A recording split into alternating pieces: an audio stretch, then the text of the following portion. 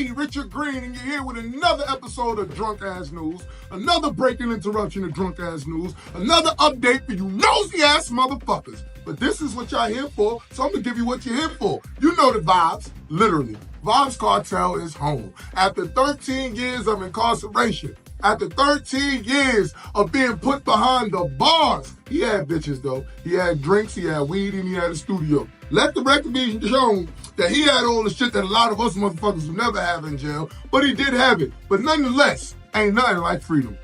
Anybody want to argue with me, the comment section is right there for you to do so. Ain't nothing like motherfucking freedom. You understand me? He is the most persistent, consistent motherfucker I know. This nigga was in jail for 13 years, ain't miss a beat. He dropped a goddamn song every month with video.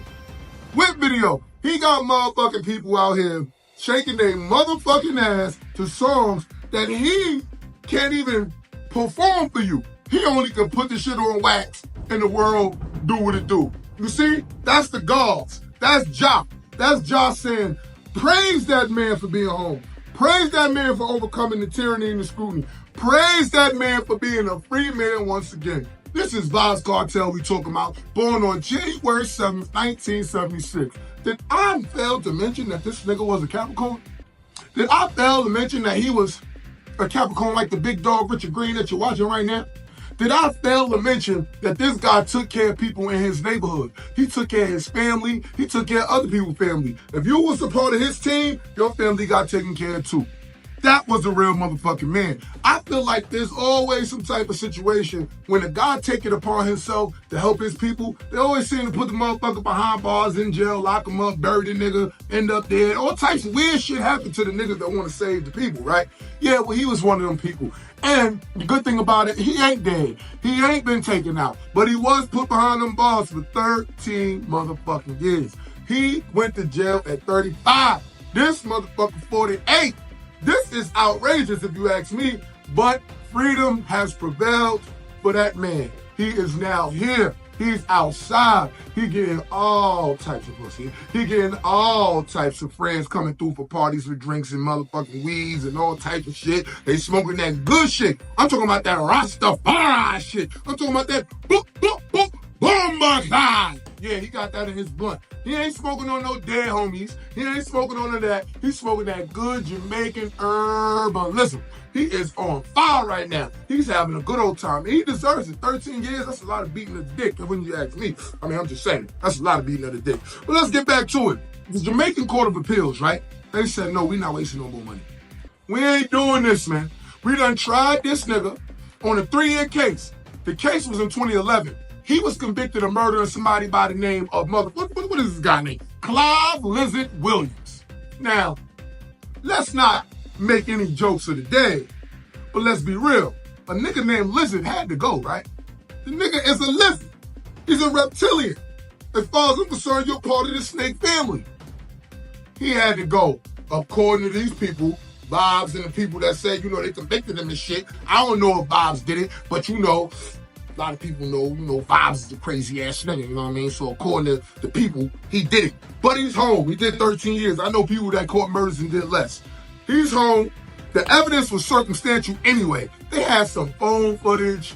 They had a janky ass witness who was discredited. So they brought the witness up, testified, used this witness to convict this man. Come to find out, they discredit the whole witness. The witness is a lying ass motherfucker and just needed a couple dollars and shit. But they still held him. They still convicted him from this witness, this phone footage, the phone records, and then he had a BlackBerry. So this goes all the way back to BlackBerry torches. This nigga had the shit with the little rolling button in the middle. Yeah, that shit. They had the phone, on the phone with some video and some phone records. Man, listen, I seen the leaked footage. Did y'all see the leaked footage? It didn't even show his face. And if you ask me, that shit should have been a big deal, but it wasn't because he was in a place where, money is not the rule of all. It's more about political views over there in Jamaica. It ain't always about money. You would think the niggas with all the brand, they can get out, get in. Nah, it ain't just like that, because if that was the case, VYBZ would have been out. But this is big. Some people like to say it's a whole type of conspiracy, because let me put you on some shit y'all probably don't know. If y'all don't know, there was a point in time that there was beef in the city. And what it was Vybz Kartel used to be a part of a group called Gully. When he left this group called Gully, that conglomerate they had, that consists of people like Movado, Elephant Man, Bounty Killer, you know what I mean? Those are the people, Serrani, those are the people that was all in that group. He was with them. He left and basically formed his own situation with other artists you may know, like Beanie Man and Spice. You know what I mean? I'm sure you know them. Those are dancehall, you know, the leaders of this shit. You know what I'm saying? So when that happened, there was a lot of, you know, controversy between it. And as you know, that could have played a lot into the role. I mean, a lot into what happened in his court situation. It could have played a big, major part. I don't know if it did. I don't know if it didn't. But it is ironic that, you know, he's in jail, well, was in jail, for some shit he's saying he ain't do. I don't know if he did it or not. If you ask me what I think he did it. But I can't prove it, you know what I'm saying? I just know real niggerism, you know, real niggerism. You know, real niggerism handles real niggerism problems. And the problem he had was it was over some bread, it was over some money, it was a misunderstanding.